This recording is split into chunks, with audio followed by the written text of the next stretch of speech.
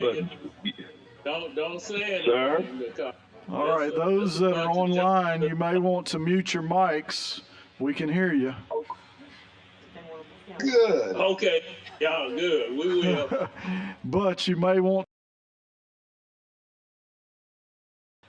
So I'll push you back.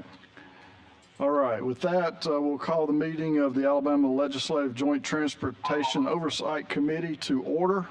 And Madam Clerk, if you would call the roll. Allen. Baker. Chambliss. Here. Justine. Coleman Madison. Elliott. Gavan. Hall. Here. Hollis. Lamb. Present. Lawrence. McCampbell. Here. Milson. Moore. Here. Paramore. Price. Here. Sells. Here. Sessions. Shaver. Here. Singleton. Smitherman. Wagner. Wilcox. Mr. Chairman, you have a quorum. David Sessions. Okay, toward the end of the meeting, or at the end of the meeting, we'll go back over everybody that we have shown present. I know that a lot of folks are on the road today, and thus the larger than normal digital presence, and that's fine. That's it's summertime, and we expect that, so no problem there. But we will go over that again at the end of the meeting, just to make sure we got everybody that's online, and we can see some of the names as well already. Okay, with that, roll call agenda items. The first item on the agenda is ALDOT FY 2025 update. Ed Austin, the Chief Engineer with Alabama Department of Transportation. Ed, if you would give us your presentation. Yes, sir. Be glad to, Mr. Chairman. Thank you. Good afternoon. Hope everybody's doing well. You should have in front of you the 4 pages of the fund allocation plan that we have gone over in past years. Before I get started, I guess the first thing I would point out, since we've been doing this, we have discussed the process of a continuing resolution every single year. That's something that has been a challenge that we've been dealing with for every fiscal year of the 5 years or 4 years of the IIJA. Well, this year we had something new happen. Instead of delaying an appropriation, this time Congress could not come to a consensus on a number, and so they did what's called a full year continuing resolution, which means we do have a full year's money, but it rolls back to the 2024 dollar figure, which was the last authorization that Congress had approved. And so the numbers you will see for this fund allocation plan from the federal side, the total dollar amounts are going to be pretty close to the same to what you saw last year, with a couple of changes that I'll go over as we continue in, but I just wanted to point that out. Is there any hope that that will change in the coming months, or No. is it pretty much set? That's once they pass the full year CR, Mr. Chairman, that's it. We are, it has meaningful impacts, not just on the 2% increase that every state gets, but also the earmarks that were scheduled to be funded in 25 will no longer be funded as a result of the no authorization in 25 and falling back to the 24 continuing resolution. Okay, thanks for that explanation. Yes, sir. So what you see at the top is our programmed budget, the 2 federal allocations, the 5 legacy programs that we've had for many years and talked about, as well as those in the red that you see below that are the newer programs that were created through IIJA and the reconciliation process that was just approved by Congress a couple of weeks ago impacted that, and we'll go through that in just a minute. State Public Road and Bridge, 550. Rebuild Alabama this year, we expect about 240. That's what we have programmed for this year. And as you see, there's the note where I talk about the continuing resolution and how it reverted us back to the last fiscal year. Underneath there, you see a breakdown of the federal funds. So the aids to locals, cities, counties, MPOs, that's money that is going straight to the locals. We're just the pass-through point for it. It's about $137.5 million. So you take that off the top. Our 2 Garvey bond debt payments that we make for the A-Trip program back in 12 and CBD in Birmingham, a little over $107 million. And then there's your 5 legacy programs: safety, IM, state route resurfacing, system enhancement, and bridge replacement. Point out, state route resurfacing and interstate maintenance, that's about 45% of our budget. So we spend close to half of the money that we have, the federal funds that we get, maintaining our interstates and our state routes. Bridge replacement's about $92 million. System enhancement, $174. The statewide planning, that's a preliminary engineering function related to our resurfacing program. And then the next 3 in red that you see are part of the new programs through IIJA, Carbon Reduction Protect, and then our Bridge Formula program. Electric vehicle, you see the note for it. ADECA had been serving as the lead agency for NEVI, but as part of the One Big Beautiful Bill that passed a couple of weeks ago, all the NEVI money was clawed back. So that is at 0 and will be 0 this year and next year. Ferry boats, so far we have not received an allocation for that this year. We're inquiring as the status, but remembering that's a few $100,000, about 200-ish a year. So hopefully we will get it, but right now we have not received it as of yet, so I just left it at 0. Next page, you see a breakdown of state public road and bridge funds. Rather long list, obviously, but the big thing I would point out to you is the first 3 are matching. Our federal aid match is over $191 million. The Garvey bond debt payments is about $3.5 million. And then the next 7 underneath there are our state maintenance. If you add all those up, both of those are about $195 million. That's about 70% of our state funds right there, just going towards matching our federal aid and using it for the maintenance that we have broke up across the state. Administrative overhead, that's the cost for the department that is not recoverable through our federal aid program. Excuse me, that's about $95 million. Other equipment's 12, land and building, 9, county engineer salary support that was codified as part of the Rebuild Alabama Act is just under 9. Industrial access has been $11 million for 25 more years. And after that, you just see small dribs and drabs that come out to equal the $550 million. The next page, Rebuild Alabama for this year and an estimate for next year. This year, A-Trip 2 has already been awarded. It was $40 million. The local assistance program, the annual grant program, is set to be $15 this year. We've done 2 of the 3 rounds. I think the governor made an announcement last Thursday for the second round. Third round should be scheduled for mid-September kind of a time frame.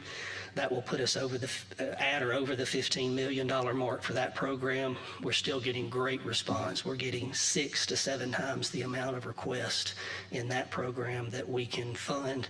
And A-Trip is still doing well. 3X are better in most cases than that program as well. So we're still seeing a lot of need in both of those programs. Matching of federal aid for those projects where we're using federal aid to do capacity that meets the requirements for rebuild. We're projecting a little over $14 million this year. After that, we just show it as an even split between system enhancement and economic development. That can change depending on exact cost. It may slide more one way or the other from year to year depending on the projects that we're assigned to. But that's how we program it, is to try to have a relatively even distribution. Can you remind me, between those 3, system enhancement, economic development, and even system preservation, but more specifically system enhancement, economic development, how do you determine what goes into what category? Right.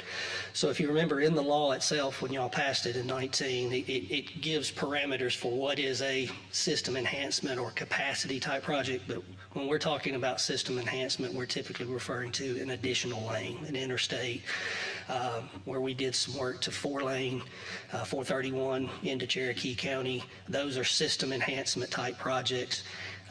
Economic development would be in a project where the Cherokee County project would really qualify for either, because the first priority that we're using for economic development is to try to address the 17 counties in our state that do not have a 4-lane connection to an interstate.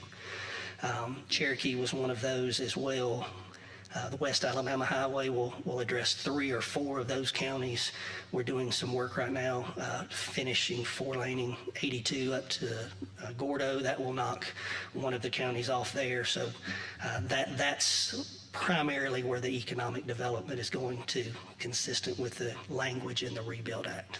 I'm one-track mind, so I was writing and I didn't hear. Did you say 17 counties without interstates or without 4-lane? Without a 4-lane connection okay. to an interstate. So they do not have a 4-lane route that directly connects them, whether it's a state or a U.S. route. They do not have a 4-lane connection to an interstate. Okay.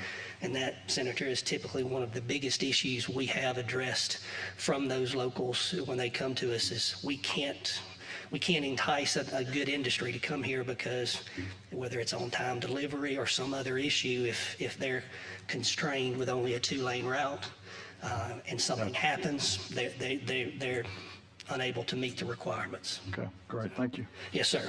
Any other questions? Representative Wilcox. Thank you for the recognition, Mr. Chairman.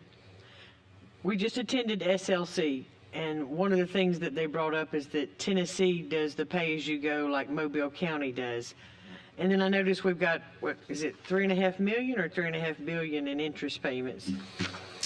That is $3.5 million of state funds.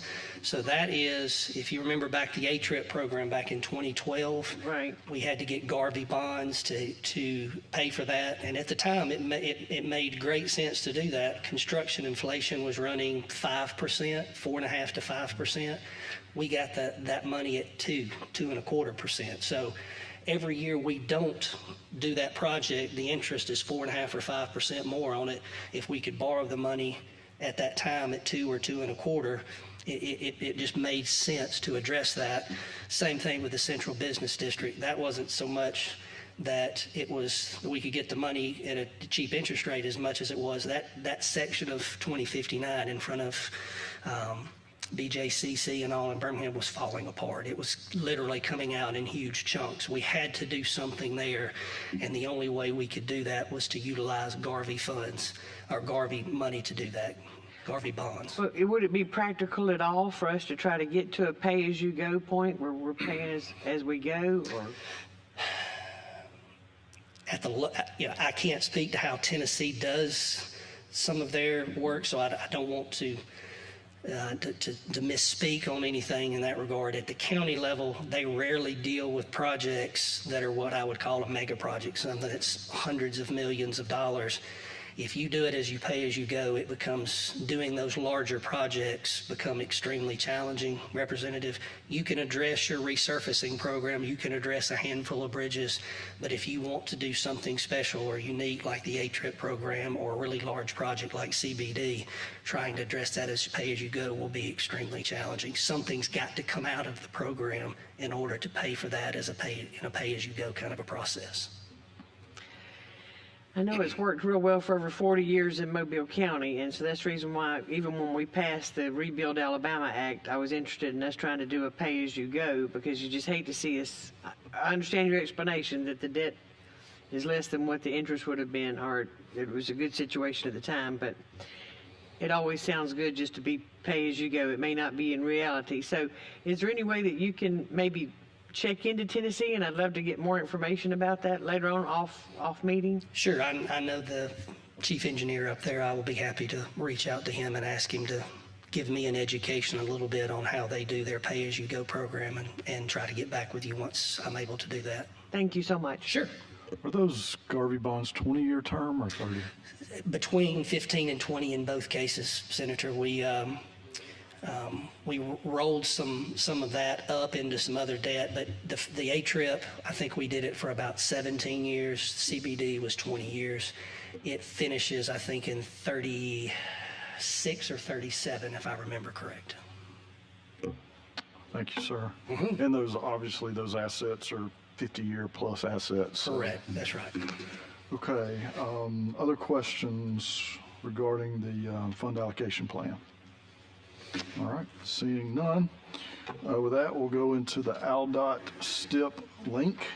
if you will, just, I know we've said this before, but just a quick overview of the link and what we do and why and what it Sure. is. So, So the STIP is a 4-year program that's required through Federal Highway Administration for us to maintain.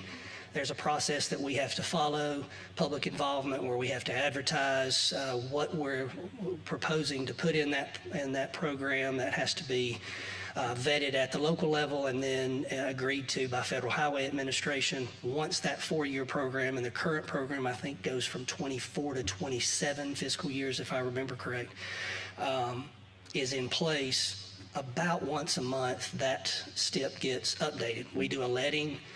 Projects cost less or more than we think. It's a very rare occasion where we hit exactly on what a project costs. So we modify our STIP, or maybe there's a project that needs to be added to it because something happened, or a project needs to be taken out because some things have come up that will cause the project to take longer to advance. So that STIP is a very dynamic document. We make modifications to it just about every month. All that is now warehoused on the website. You go to al.stip, you put it in Google, and it'll pop you right to it. You can look at it. You can drill down as deep as by a county or a city, by our al.dot regions. The amendments that we make monthly or almost monthly to the STIP, you can get them listed in that way. It breaks the projects down. Typically when you print out, let's say if you print out a county, it'll show you certain types of projects that are funded out of the same category together. So bridge projects should be lumped together for the most part, safety projects, that kind of thing. But it's all now on the website, and I think through interaction with this committee very early on is why that's the way it is. We had always had some stuff online, but that web page has become much more dynamic and a lot more interactive, has a lot more information to it now based on discussions that we had with this committee in the first year or two of its inception. all right, so two ways to get to it. One, if you received an email as a member, you can click on the link, or you can anyone can Google al.stip, and Correct. it'll come up for you to get to that. It's a lot of good information there, and you can do filters and sort and all kinds of stuff. So, yes, ma'am, Representative Wilcox. When your recent letting, I mean, I've heard down in the south end of the county that there seems to be good trend in some of the bids coming in lower than expected. How is the state bid process going? Are you seeing the same trend, or? So yes, across the state, I think we're seeing a lot more equalization than we were seeing a couple of years ago, really for probably the last year and a half, I would say. I think we've been seeing where there's been variances, Representative, they haven't been to the wide degree that they were before. We expect some windage one way or the other on a project. That's reasonable to expect. But when you start seeing a 15, 20, or 25% swing, especially in the wrong direction, and that happens on, we'll let 20 or 25 projects a month in many cases. If you get that kind of miss on a large number of those projects, the downstream impact of that can be meaningful in projects that we would have liked to have gotten to towards the end of a fiscal year. We just may run out of money and not be able to get to. So, but to answer your question, yes, we are seeing prices a little closer to what our engineering estimates are, and therefore should make modifications to the STIP a little less likely to occur. Thank you. Yes, ma'am. Yes, ma'am. Okay, any other questions for Mr. Austin? All right, thank you, sir. Yes, sir. A matter of old business that was brought up during the last meeting was dealing with the al.dot bridge projects, and there's discussion about having a training like we did with the chairs. Mm-hmm. So if you would update us on that. Be glad to. So if memory serves, I think it was this meeting last year, or maybe the fall meeting last year, the October meeting, it may have been the October meeting. We went through a process of explaining or trying to describe how we go about prioritizing and inventorying the bridge projects that we do in a typical year. We try to get to 15 or so, maybe a few more than that, bridges a year, depending on size. And so we had made a presentation last year that kind of walk through what it takes to get to that process, we would be happy. I know we've had a few new members that have come on board since that presentation was made last year. If you want to try to revisit that presentation, we're happy to do that again. We'll get our people that work in the bridge section that really live this every day to plug in with the meeting, and we'll be able to go down. We'll be able to drill as deep as y'all want to, and probably deeper than you'll want. But if you want to let us know a date that you want to target, we'll be happy to work with you to try to identify some times where we can get together and do that. Okay, if you would send me 2 or 3, 4 dates that works for y'all, and Okay. then we can get it out to the committee and see which date has the most interest. All right. Thought process up front. Are you thinking trying to do it here, or do you want to try to do it at Aldott, or does it make a difference? I think at Aldott would be that's where we did the chairman's. We did. We did it. Or if you prefer here, it doesn't matter. But I think we would be, I know there'll probably be some people that want to do it remotely, potentially at least. We can set that up at our office, and I know we can do that, and we'll be able to ensure that any of the information, the presentation will be certain that it can be, that it will work the way we expect it to. So if y'all are comfortable coming to Aldott, I would say let's start there, but if that doesn't work, we can pivot and come here. That sounds good. Okay, we will do that. Okay, Representative. Mr. Chairman, in one of our previous meetings, y'all had discussed how many bridges were deemed a D or F, and it's been about a year ago. Can you update us on the progress and kind of where things stand in that? And I know you had just recently said earlier in your speech that y'all see about 15 upgrades a year on the bridges, but kind of where are y'all in terms of trying to get some of those back up to where they need to be? Right. So as part of the IIJA, there is a second portion of money that is being made available to states through a formula, but it's a different formula. So the historic bridge formula money is distributed on basically what it amounts to is your population, where you fall size-wise in the hierarchy of states. The bridge formula program that was established through IIJA doesn't look at that criteria. It looks at those bridges that you have that were in fair or poor condition. Unfortunately, from that perspective, not from our perspective, we were deemed in the top 20, in fact, in the top 15 across the country of bridges that were in fair and poor condition. We had much fewer than most states did because we have prioritized our bridges. In 1992, there was a 5-cent gas tax that was passed, and as part of the priority for that gas tax to pass was for us to start addressing bridges that were posted on the state system. At that point in the early 90s, there were 225. I'm swagging the number off the top of my head. We're down to less than 10. In fact, it may be down to 5 or so now that are in that category. But that's really not what you're asking. What you're talking about are those bridges that geometrically may not be what you'd like to see them. They're not as wide as you'd like to see them. The speeds are not, the alignments are not what you're looking at. So, and all that, we'll cover all of that in the presentation. I don't have the numbers with me today, Representative, to tell you that specifically, but we will have that information when we do this update.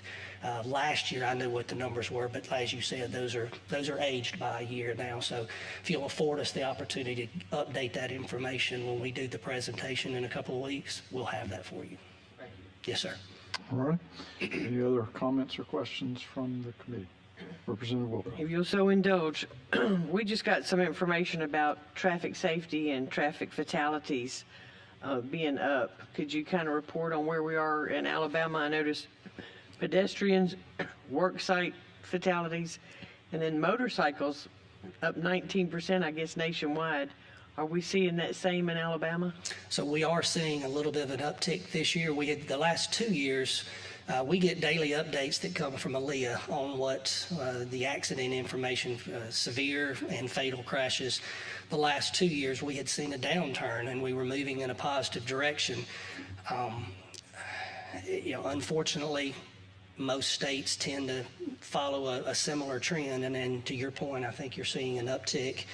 And it's not just in the drivers, to your point, pedestrians and people in our work zones. I know, I think there's representatives from the road builders and the asphalt pavers that would probably speak a lot more to this than even I would in their regard. There's a lot of issues with safety related to work zones and some things that we'd like to visit with this body on. It was related to things that maybe could be done to improve our work zones as well. And then beyond that, enforcement becomes a big issue in that regard. And as traffic numbers increase, volumes increase, that enforcement becomes harder and harder, obviously.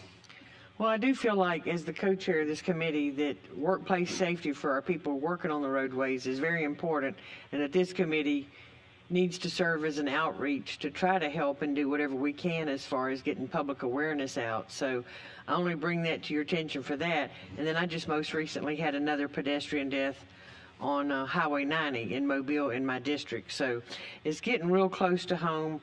It's happening too often. I've never ridden on a motorcycle, and these statistics prove that's one smart decision I've made in my life. But if there's anything that we can collaborate with, that our mainly this committee, but then we can do an outreach to the legislators to help do some sort of public awareness. I know we try to participate in workplace safety.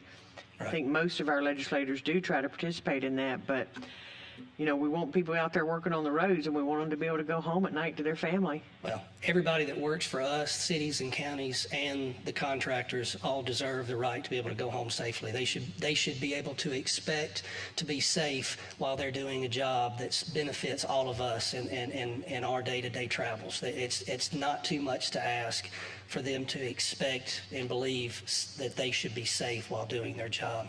I don't want to speak for either one of the gentlemen I just mentioned, but I don't imagine it'd be real hard to get either one of them to engage with us and sit down with whoever you'd like to put together from y'all's side of this to talk about some options that we could consider. Yeah, Skip just sent us this email today, so it was kind of close, and our clerk, Vaughn, will be sending it out to all the members so that y'all can get this information as well. But thank you so much. I do want to do everything I can to help. Yes, ma'am. Representative Sells. Thank you, Mr. Chairman. So I have 2 beach routes in my district, and what I'm seeing is it looks like the traffic, it continues to pick up, and it looks like they're getting in a bigger hurry to get there. Are y'all kind of seeing the same thing? Volume-wise, we get those numbers a little bit late, so we're getting some real-time numbers at the beach, so to speak, because we try to monitor that. We're seeing a pretty consistent volume traveling onto the island in Baldwin County, Representative. We're seeing a change in where they're crossing at now. 59's numbers are down, and the Beach Express is going up now that the tolls come off of it. We expect when that bridge is finished early next year that those will continue to follow that trend. I don't get the numbers for the interstate traffic that quickly. It takes us a few months to process those, but we're not seeing a significant spike at the beach. So that would lead me to believe that we've just got a pretty similar number this year that we've had in the past couple of years. But give me some time to look at those. Okay, that's all right. It's a lot of it. Okay. It is. A lot of people are in a hurry when they're going on. That's right. Thank you. All right. Anything else from the committee? Senator Allen. Thank you, Mr. Chairman. We're looking as a committee, as chair of the committee, looking at a piece of legislation for next year dealing with construction zones on cameras. So we're doing a little in-depth research with this currently. Not sure exactly where it may go, but I do think it's something that we need to seriously consider and look at. And so I'm going to encourage all members of the committee and members of both houses to be on the alert on this issue. Well, most states have something similar to that, Senator. So we understand what you're saying. Yes, sir. All right. Seeing no other comments, we appreciate everybody being here today, AlDOT staff, Mr. Cooper, our industry partners. Thank you all for being here today, and we are dismissed. I forgot to get you. See y'all later.